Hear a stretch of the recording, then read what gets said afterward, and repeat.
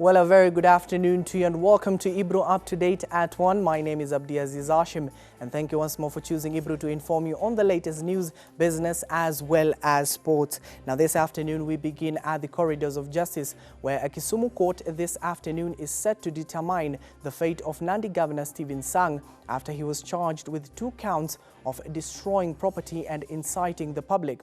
The governor had earlier appeared before Kisumu Chief Magistrate Nganga, who disqualified himself from hearing Governor Sang's case, citing conflict of interest. The before referred the matter to another court where Sang was arrested yesterday for the destruction of property in Nandi County over the weekend. After spending the cold night in the police cell at the Kisumu Central Police Station, the defiant Nandi Governor Stephen Sang will await on his bail application hearing come this afternoon, even after the High Court released an order of his release. Earlier on, Governor, led by his lawyer senior counsel Tom Ojenda, appeared before Chief Magistrate Ngangar, who disqualified himself from the case, citing conflict of interest. The High Court, through Justice Stephen Githinji, yesterday issued restraining orders following an application by Sang's lawyers led by senior counsel Tom Ojenda. However, police note that they did not receive the order. Sang was apprehended after presenting himself to the Director of Criminal Investigations officers in Nandi County following reports that he was being sought by police for destroying at least 2,500 mature tea bushes at the Kibwari Tea Estate in Nandi Hills. The farm is alleged to be owned by former Cabinet Minister and Tinderet Member of Parliament Henry Kosgei. Mila Kisenya for Ibro TV.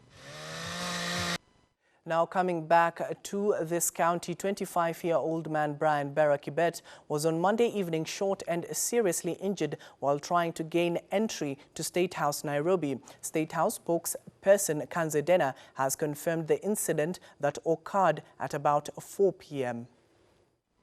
Police have identified the man as Brian Kibet based on a threatening Facebook post he made on June 9th at 9:15 p.m. The incident occurred outside Gate B, one of the entrances, tightly guarded by the record squad of the General Service Unit. According to State House, Brian was shot and wounded on the left shoulder by officers manning the gate after he drew a knife when he was challenged to stop. The incident occurred at 4 p.m. and the suspect booked at Kileleshwa Police Station before he was taken to Kenyatta National Hospital for treatment. State House spokesperson Kanze Dena, in a statement to newsrooms, said investigations are ongoing to establish the motive of the trespass, noting that appropriate action will be taken upon conclusion. Kibet is said to be a 5th-year student pursuing a Bachelor of Science degree in Mechanical Engineering at the Jomo Kenyatta University of Agriculture and Technology. Now let's head over to West Pokot County, where the Independent Electoral and Boundaries Commission (IEBC) has launched a continuous voters education exercise in West Pokot County so as to increase the voter awareness within the county. The outreach effort is meant to improve voter education efforts for meaningful electoral participation. Kaindo Stefano with the rest of the details. The Independent Electoral and Boundaries Commission (IEBC) has kicked off Voter Education Week aimed at creating awareness and educating masses on the need to register as voters. Their mandate is to ensure Kenyans have the ability to get information related to IEBC. IEBC West Pokot Returning Officer John Mwangi said the exercise will last for 1 week and the aim is to sensitize locals in the remote parts of the vast county to come out and give their reactions towards the post-election analysis. Leo tumefanya launch kubwa sana hapa mji wa Kapenguria na tumeelezea wananchi walikuwa na maswali mengi na pia tumeweza kuwajibu, na tumeambia ratiba yetu ya wiki nzima ni kuhamasisha wananchi juu ya kazi za IEBC na pia kuelezea manake baada ya uchaguzi wa mwaka wa 2017 tumekuwa na vikao na tumekuja na ile tunaitaga post election evaluation. Tumejiuliza maswali kuhusu uchaguzi huo. Sasa tulikuwa tunaelezea wananchi sisi tulipata kuona maono gani na sasa ndio tulikuwa tunawaambia. He added that IEBC will move in all the 4 constituencies during the week, and on Sunday they will visit churches to register and sensitize members on the ongoing exercise. He said the campaign will vastly educate the public on election offences, registration requirements, and the requirements for one to contest for a political seat. Leo tumekuwa hapa Kapenguria, kesho tunaelekea sehemu za Sigor, alafu siku ya Jumatano tutaelekea Kacheriba. Siku ya Alhamisi tutaelekea Cheparedi ya Pokot South. Siku ya Ijumaa tutakuwa pia hapa Kapenguria pia constituency huko ndani. Na weekendi, that is siku ya Jumamosi na siku ya Jumapili tutaenda kwa makanisani yote ili tuweze kuhamasisha wananchi kuhusu kazi ya IEBC. They planted 3 seedlings at Kapenguria Township to mark the voter sensitization. For Ebru TV, I'm Kaindo Stefano. Now let's have some little bit of education news where the Chief Administrative Secretary and Principal Secretary State Department for University, Education and Research, Professor Colette Suda, has today presided over the launch of the National of Science, Technology and Innovation NACOSTI Strategic Plan 2018-2022. Where during the launch, Suda called upon the donors to support PhD and master's students. Now, I do understand that our reporter, Busara Naman, is joining us live by way of phone. Busara, what can you tell us about this event? Thank you so much, Abdiaziz Hashim. And currently, the event is ongoing. They're discussing the Strategic Plan 2018-2022 about the National Commission for Science and Technology and Innovation, NACOSTI. And speaking during her remarks, Professor Colette Suda said the launch of the NACOSTI Strategic Plan will enable technology to develop and especially the country's economy, and moreover enhance the implementation of the President Uhuru Kenyatta's Big Four agenda. And Abdi, I'm speaking about food and nutrition. And as you know, Suda says via technology, especially on enhanced agricultural productivity through novel technologies, also increased technology access through effective technology transfer, will enable the country to achieve 100% food and nutrition security. Apart from that, Abdi, there's affordable housing, and as you know, Kenya has an estimated annual demand of 244,000 housing units in different market segments against the estimated annual supply of less than 50,000 units. Apart from affordable housing, the other agenda is manufacturing and also the universal health coverage. And also, apart from Professor Colette Suda, others who spoke during the event is the acting CEO for the National Research Fund. And she said the country right now, the government has set aside 100 billion shillings so as to fund research. And they've called upon donors and also Kenyans and the government in general to support PhD students and also master's students with the research component in university so as to enhance the research and also technology in different sectors, in a bid to improve the country's economy. Thank you, Busara. Before I let you go, Busara, could you tell us what will this mean for the education sector itself? Sorry? Busara, if you can get me, what are the merits of such kind of a program and what will it mean for the education sector? Now, for the education sectors, that means most students, especially those who are venturing in research and technology, will help Kenyans by innovating, or let me say innovators will help Kenyans in creating employment and also innovating things and stuff that will help the Kenyan individual as a person in order to improve the country's economy. Well, thank you, Busara Naman. That is our reporter, Busara, and surely she'll bring us up to speed in our subsequent bulletins at 7 and 9. Now, still sticking to education matters, secondary school head teachers have waded into the sexual consent age debate, saying it is insane to lower the age from 18 to 16. The Kenya Secondary School Head Association meet in Mombasa has become the latest platform for the debate, within the tutors calling for an increase from 18 to 20 years after young people have finished secondary school. The debate about the sexual consent age in the country is anything but over. The debate has made its way into the 44th Kenya Secondary School Heads Association meeting, with the secondary school heads now calling for the age to be pushed by 2 years to 20. According to the Kenya Secondary School Heads Association chairperson Ndimuli Kahi, the current debate on lowering the age of consent to 16 years of age, which he likened to madness, portrays the country as losing morals and direction. Kahi compared the age of sexual consent with legal ages of driving and drinking, which are currently pegged at 18, saying that sex at 18 is too young. The proposal by teachers coming just hours after Interior Cabinet Secretary, that is Fred Matiang'i, would hear none of it. There's some madness that some people get engaged in that is so difficult to understand. I mean, how on earth, and yani ni kazi umekosa, how can we be debating about endangering the lives of our children in that kind of manner? Saying it would not happen under his watch. I want to assure you, we can never be mad enough to support that kind of nonsense of lowering the consent age. The debate was sparked on March 26th by 3 Court of Appeal judges who said the time is ripe for a realistic discussion about lowering the age of consent to 16. How do we give license to our children? We have not allowed them to vote, we've not allowed them to drive, we've not allowed them to take alcohol. A matter that is likely to cause ripples right to the heart of the third arm of government.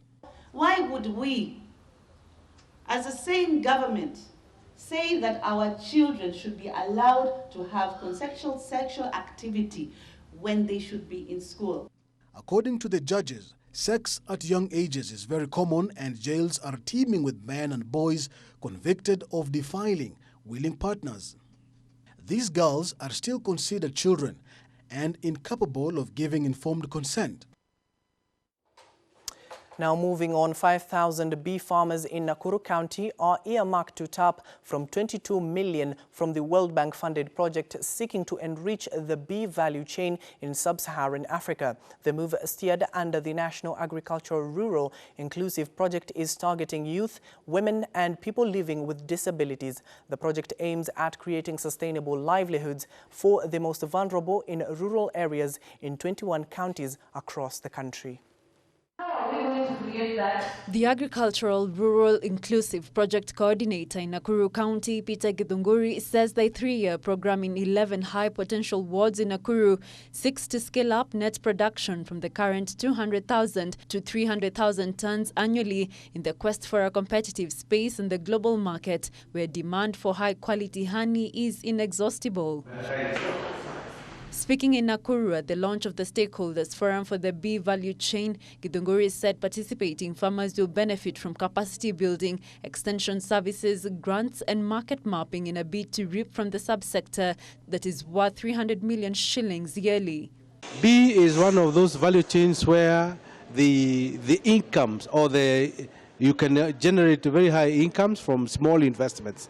That is to say, as an enterprise, bee keeping is one enterprise where there's low capital outlay or investments, but the returns are higher. The coordinator says extension officers will equip farmers with skills about farming in the context of rapid climate change, modern and cost-efficient apiculture methods, breeding and value addition skills on bee products like wax and honeycombs that are mostly underutilized.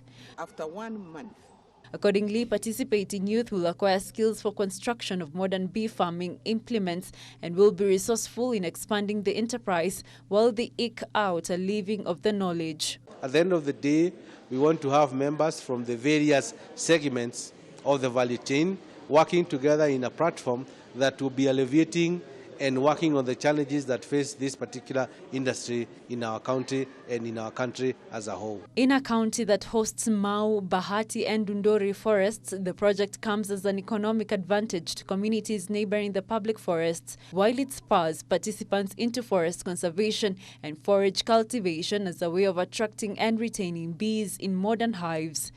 Nakuru County Executive Committee member Dr. Immaculate Nduje says a review of standardization and branding framework of honey and its products by the county government of Nakuru are central to the bid for a rewarding honey enterprise for farmers. Wakulima wengi wetu wanapata kama kilo 10 kwa mzinga kwa mwaka. Tena hii iko chini. Tungetaka mkulima apate angalau 15 to 20 kilos per year per hive ndio tuweze kuongezea mazao yetu ya nyuki. Dr. Nduja says the devolved unit is also keen on working with partners to develop a standard training curriculum for apiculture in the county in a move aimed at harmonizing activities in the lucrative enterprise for consistent productivity. There's a big opportunity for us to get out a branded honey from Nakuru. And this is powerful in terms of marketing. It is powerful in terms of linking the farmers to the end user. And we can assure the end user that our honey is special, it is clean, it is hygienic. Nyambura Waimeri, a 69-year-old beekeeper, has urged the county government of Nakuru to provide subsidies and incentives to farmers to allow senior citizens to make a sustainable livelihood of beekeeping. As a beekeeper, because we are also trying to get some jobs for the youth. If they can be trained how to check the beehives, we give them the work. During hot seasons, flowering plants are unable to produce flowers that bear nectar, which is the main food for bees. This hampers reproduction of the insects. And here the component is based. Now let's head over to the international scene where DJI, the Chinese drone giant, sells drones to American police and fire departments. But a recent U.S. government warning said that Chinese-made drones may be stealing sensitive data from the United States. The recent rescue of a deaf child in Fremont, California was possible in part because of a drone's infrared camera that could see the child's body at night. This eye in the sky offers invaluable information to first responders, and it comes from DJI, a Chinese drone maker that dominates the market. The drones have become an integral part of our day-to-day operations. We use them from everything from all of our fires, hazardous materials incidents, to search and rescue. But buying Chinese-made technology has become more fraught. Recently, the U.S. Department of Homeland Security repeated warnings that Chinese-made drones could transfer U.S. data back to China, accusations that DJI denies. For the Fremont Fire Department, the warnings serve as a reminder of best practices for storing and transferring information. And so there are ways that we can localize our data so that it doesn't go out. You know, there's ways that we don't have to be connected to the internet. We don't have to transfer things over the internet. We can isolate our data within our system. And so we're confident with that. About 1,000 U.S. public safety departments use drones, says Romeo Dersher with DJI. The company works with these agencies to train and prepare for disasters such as the wildfires in California. As the U.S. has raised concerns about drones, DJI has increased the kinds of security and data controls it offers its customers. We are not in the business to control data, but we want to give the tools to the operator to say how the data is being stored or processed or transmitted. And those pieces are in place. Fremont Fire hopes someday to have hazardous material sensors on its drones to know the dangers of a situation before sending in people. And maybe one day, autonomous drones will go out to a scene to take a look before first responders arrive. Drones are only going to become more important to the agency. In the next 10 years, it will be as common as seeing fire hose on the back of the engine. You're going to have a drone in there because the intelligence gathered by a drone is, irreplaceable now. It really has become an everyday tool. An everyday technology that saves lives, but is also caught up in suspicions between two tech superpowers. Michelle Quinn, VOA News, Fremont, California. This is the Fremont Fire Department. This is a test. This is only... Still on the international front, the International Media Freedom Advocate Reporters Without Borders ranks Russia at number 149 in its 2019 World Press Freedom Index, just between Venezuela and Bangladesh and about 100 positions below the United States, which was ranked 48th.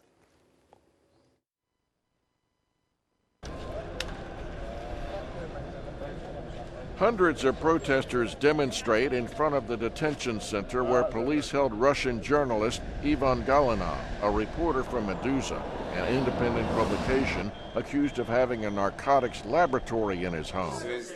Galanov, who reports on cases of Russian government corruption, rejects the accusations and says the charges are trumped up, a sentiment shared by his editors and supporters.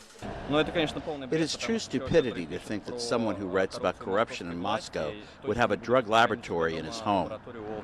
The case of Ivan Galanov, now jailed for 2 months, comes shortly after a scandal shook Kommersant, one of the country's most respected newspapers.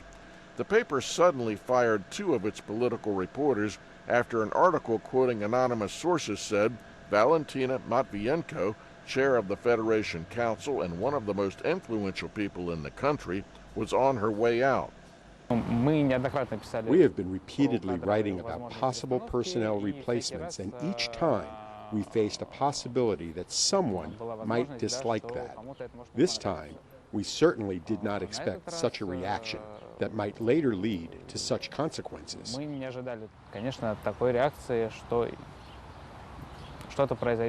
The writer's dismissal brought an expected reaction. The newspaper's entire political staff quit, 10 journalists in all. When I learned they were being dismissed for doing their jobs, I was in charge of releasing the publication, of putting items on the front page. I thought that under such a situation one cannot go on with one's job. The incident, observers say, reflects the current state of journalism in Russia, where it is not advisable to write anything negative about the state. Someone should now realize that journalists writing about politics, aside from their own editors, have internal censors. People realize it is pointless to write on some subjects because it will be an article that will never be published. Journalists working for the Medusa online newspaper, Deutsche television channel, or the Echo of Moscow radio station are among the few who are not under direct control of the state or of oligarchs who are close to the Kremlin. Their work has been difficult for years. Observers say that during President Vladimir Putin's current term, it is becoming not only more complicated, but sometimes more dangerous. For Olga Pavlova and Ricardo Makina in Moscow, Philip Alexio, VOA News. Now let's dive into the world of sport, where Harambee Stars coach Sebastian Minye has named his final 23-man squad for the upcoming African Cup of Nations, which kicks off on June 21st to July 19th in Cairo, Egypt. Our very own Benjamin Mwaka has the latest. Zesco United's comparative midfielder Anthony Akumu and the Portugal-based winger Clifton Mieso are top omissions in Minye's final AFCON-bound squad. Akumu played a big role for his club in the domestic and continental duties this season. Our expectation is to go as far as we can, playing as a team, together and winning as a team. Injured duo of South Africa-based defender Brian Mandela, who is already ruled out after picking up a knee injury on Monday's training session, and the young forward Christopher Bamba, who failed to recover from an ankle injury he picked up in his last match before checking into camp, have also been dropped. I mean, of course, people they have the right to their own opinions, and my job is to represent my teammates, the staff. Musa Mohamed, who picked up a knock in Kenya's first pre-AFCON friendly match against Madagascar, as well as Aboud Omar, who limped off in the same duel, have made the cut in the squad that will be captained by Tottenham Hotspur midfielder Victor Wanyama. Tuna hope kuwa na positive results tukienda huko game ya kwanza against Algeria. The team is getting set for the final pre-AFCON friendly match against the Democratic Republic of Congo, set to be played on Saturday, June 15th in Madrid, Spain. Stars will then jet into Egypt on June 19th, 5 days before their opening match of the tournament against Algeria. We didn't concede a lot of goals. We were strong defensively during the qualifier phase. We need to continue like that. We want to start well and also have a good campaign through our journey to AFCON. The final squad has 3 custodians: Patrick Matasi, Farouk Shikalu, and John Oyemba. Defensive lineup has David Owino, Musa Mohamed, Bernard Ocheng, Joseph Akumu, Joash Onyango, Eric Ouma, Philemon Otieno, Aboud Omar, Ovelo Cheng, and Ayub Timbe. We don't want people to talk that Kenya is a small country. No, we are not pushovers. I will try to do my best to add more pressure in the attacking area. Victor Wanyama, Ismail Gonzalez, Dennis Odhiambo, Eric Yohana, Francis Kahata, Paul Were and Joanna Omolo lead the midfield, with the trio of Michael Lunga, John Avire and Masoud Juma making the final front three. I believe I can give my best. Now with the time, I'm going to show those who didn't know me better, I'm going to show them what I'm capable of doing so that I can help the team. Benjamin Mwaka, Ebro TV, Sports. Well, elsewhere, the 6th edition of Deaf Half Marathon will be held on 16th of June 2019 in Kericho County. The race has received a boost of 2.5 million shillings, which will cover winners' prizes including 100,000, 50,000 and 30,000 for men and women who complete the half marathon in the first, second and third respectively. Beside the 21-kilometer race, there will be also 10-kilometer for men and women who will walk away with 50,000, 40,000 and 30,000 for first, second and third position respectively.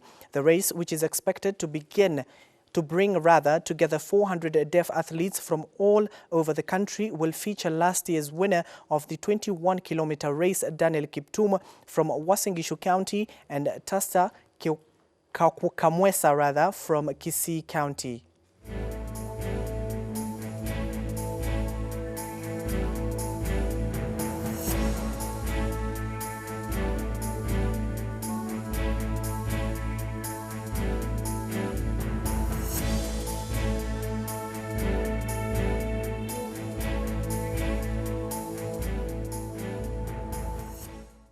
Well, that brings us to the end of this part of the first segment of Up to Date at 1. But we would like to know from my colleague Shiro, what do you have in the business world? All right, now this afternoon we will be telling you more about the 5th edition of the Kenya-China Expo that is going down at the KICC in Nairobi. We will also be telling you more about the Kenyan traders' woes in relation to the Chinese people coming into the Kenyan market. And these and more we will be telling you after the short break.